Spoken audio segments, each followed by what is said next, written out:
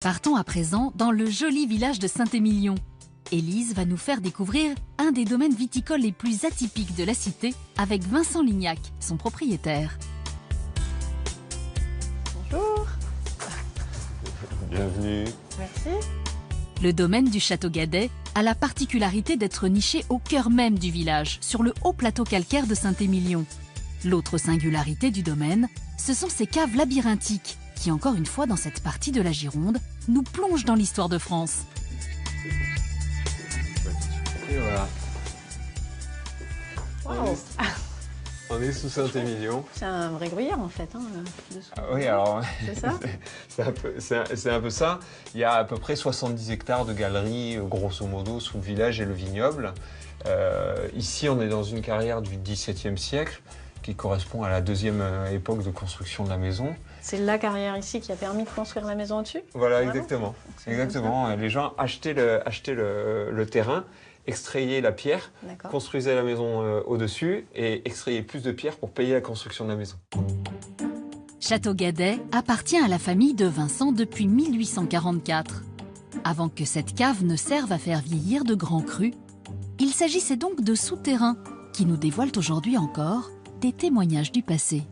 Alors là, tu vas voir, on a en fait un dessin qui daterait de la Révolution française. C'est un visage.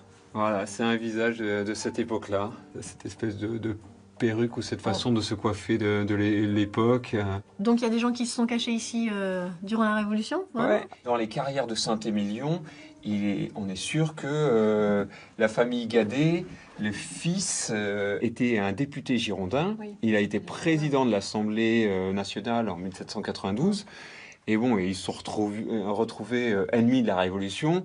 Et donc, ils sont venus se cacher ici. Et au bout de quelques temps, malheureusement, il a été attrapé avec une grande partie de sa famille. Et ils ont tous été guillotinés à cette époque-là. Voilà. L'effigie du député Marguerite Élie Gadet orne l'étiquette du cru et perpétue ainsi sa mémoire. Un peu plus loin dans la cave, c'est une autre époque de l'histoire que Vincent évoque.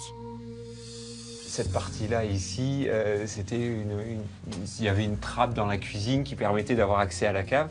Et mon arrière-grand-père avait bouché la trappe pour éviter que les Allemands... Il y avait un colonel allemand qui avait réquisitionné la maison, hein, c'était la guerre. Hein.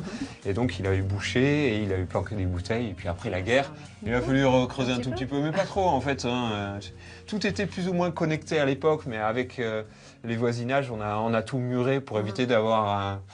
les voisins qui viennent chercher des bouteilles ou autres. Hein. Je dis les voisins, pas forcément les voisins d'ailleurs, hein. Ça peut être des étrangers. Il est à présent temps de remonter à la surface.